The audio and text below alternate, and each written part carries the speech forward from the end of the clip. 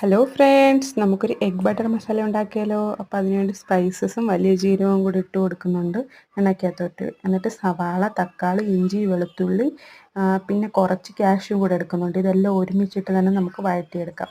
സവാള കുറച്ച് വലുതായാലും കുഴപ്പമൊന്നുമില്ല, നമുക്കിത് അരച്ചെടുക്കാനുള്ളതാണ്.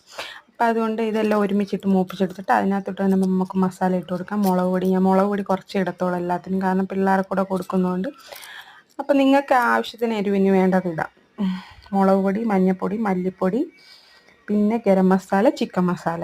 അപ്പോൾ ഇത്രയും സാധനങ്ങളാണ് നമ്മൾ ചേർക്കുന്നത്. ഇതെല്ലാം നല്ലപോലെ വഴണ്ട് വരുമ്പോഴത്തേക്കും നമുക്ക് മിക്സിയിലിട്ടൊന്ന് അടിച്ചെടുക്കാം.